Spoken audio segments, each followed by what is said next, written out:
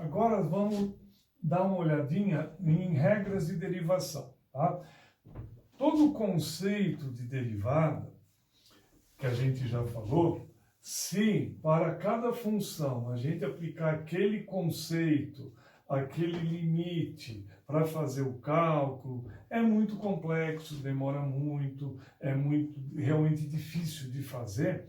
Então, existem algumas regras que, se a gente usar o conceito da derivada baseada em limite, para cada função vai ter um padrão. E esse padrão foi chamado de regras de derivação. Aqui eu estou com algumas das mais importantes, tá?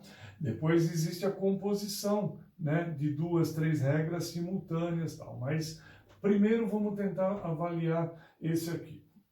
Ó, primeira regra. Se eu tiver uma função do tipo n vezes x elevado a p, né, e eu vou querer fazer a derivada, que é sempre denotada com linha, né, f', tem outras notações, mas essa aqui é uma das mais usadas para esses casos mais simples, tá? Então, f' quer dizer derivada daquela função original, f de x. Então, é o seguinte, a regra faz o seguinte, o p, que era expoente, passa para frente, vai encontrar o n, que era o coeficiente, e esse p vai cair de 1 grau. Tá? Então, o pessoal chama isso de regra do tombo. Passa o p para frente, multiplica pelo n e o p cai de 1 grau. Um exemplo básico, só um exemplo, depois a gente vai fazer mais. Veja, 3x à sexta. Então, esse 6 passa aqui para frente, vai encontrar o 3 multiplicando e o 6 cai de 1 grau, perde 1 grau. Aí vai dar o quê? 6 vezes 3, 18, 18x à quinta.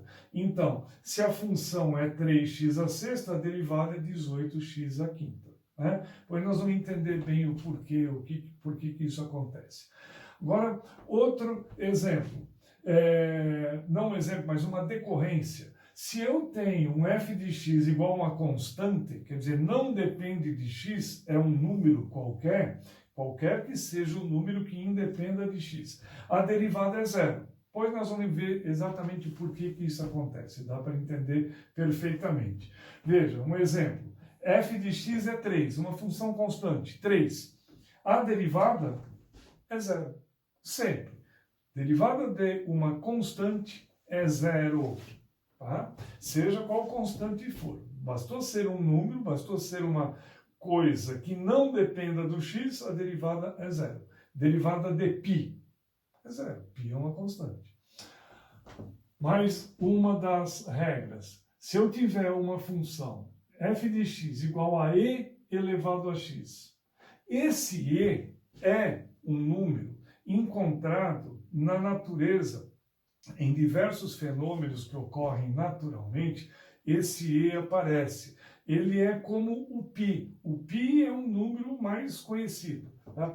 O e também é um número, tanto que ele é chamado de número de Euler. Tá? É um número muito importante. Ele está presente na economia, na química, na física, na biologia. Toda vez esse e está evidenciado. Depois eu vou explicar um pouco mais acerca dele. Mas, por enquanto, o que a gente tem que fazer é o seguinte. Se aparecer esse e, que é um número constante, elevado a x, a f', a derivada é o próprio e elevado a x. Essa é bem básica. Tá? Então, função é e elevado a x, a derivada é e elevado a x. Se eu pegasse essa função, a derivada derivasse de novo, fazendo a segunda derivada, eu teria de novo e elevado a x. Se eu derivasse de novo, ou seja, isso continua e elevado a x. Tá? Então, depois nós vamos fazer alguns exercícios, quando eu vou mudar um pouquinho a cara disso. Aí você vai perceber um pouquinho melhor. Outra regra. F de x é ln de x. O que é esse ln de x? É o logaritmo cuja base é, de novo, esse e. E ele passa a ser chamado ln, logaritmo natural, porque está na natureza, em diversos fenômenos naturais, ou logaritmo neperiano, que eu uso o número de Neper, tá? Logaritmo de Neper. Mas não é muito falado. O mais comum é falar logaritmo natural.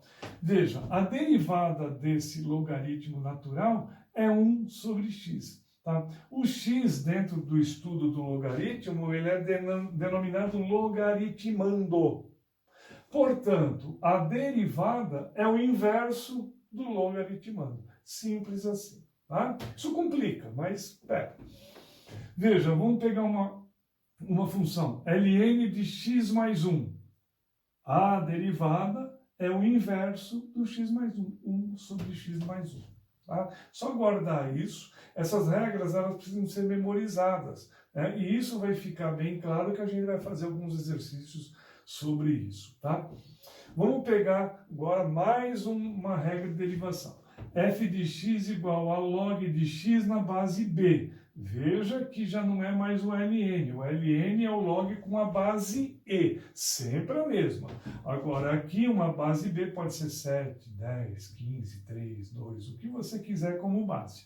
A derivada é 1 sobre x vezes o log de e na base b, na base anterior, na base b. Tá?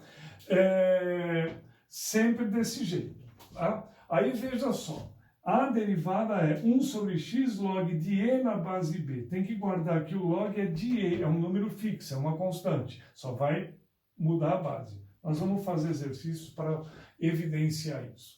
Pegar uma outra possibilidade, uma outra regra. Quando eu tiver uma função, o a elevado a x, veja que o x agora é expoente. A derivada é a própria a elevado a x vezes o logaritmo natural da base original, ln de a. Parece muito complexo, mas fazendo exercícios dá para entender, dá para perceber a diferença, né? Tudo na matemática é uma questão de pulsação, é questão de você entender o conceito e ir aumentando, alargando esse conceito para poder perceber as várias possibilidades que a gente tem dentro de um único conceito. Tá bom? Vamos agora partir para as derivadas de cunho trigonométrico. Então é o seguinte, f de x é igual a seno de x. A derivada é cosseno de x. A derivada, se eu tenho a função f de x, é cosseno de x. A derivada é menos seno de x. Tem as outras funções, cossecante, secante, tangente, só que dá para calculá-las, calcular a derivada, usando outras regras que eu vou elencar daqui a pouco. Mas, por enquanto, o que a gente precisa saber? Que a derivada de seno é cosseno, a derivada de cosseno é menos seno. Tem um dispositivo prático para memorizar essa regra, que é o seguinte: a gente sabe, lá da trigonometria, que esse é o ciclo trigonométrico, tá? Veja, no eixo horizontal, eu tenho o cosseno. No eixo vertical, o seno dentro do ciclo trigonométrico. Uma forma de não esquecer, o cosseno está deitado que está com sono. Então, cosseno. Tá? O seno está de pé, está sem sono. Seno. Agora veja, vamos supor que eu tenha, aqui é o zero do ciclo trigonométrico. Portanto, aqui é a parte positiva, portanto, cosseno. Aqui é o zero, aqui é a parte negativa, portanto, menos cosseno. Mesma coisa aqui. Agora, veja, a derivada, ela roda nesse sentido, no sentido horário. Derivação do ciclo trigonométrico pode ser vista no sentido horário. Então, vamos supor que eu tenha de partida a função seno. Eu vou derivar. Eu bato na primeira função nova. Qual é? Cosseno. Por isso que derivada de seno é cosseno. Aí veja, vamos pegar aqui o cosseno. Qual é a derivada? Vindo para cá no sentido horário. Derivada de cosseno, menos seno. Vamos supor que por acaso eu quisesse a derivada de menos seno. Menos seno, a derivada, menos cosseno. A derivada de menos cosseno, mais seno. Basta guardar esse dispositivo que aí essa parte da trigonometria fica bem resolvida. Então, eu vou colocar mais algumas regras e aí depois nós vamos fazer exercícios misturando essas regras para ficar bem claro.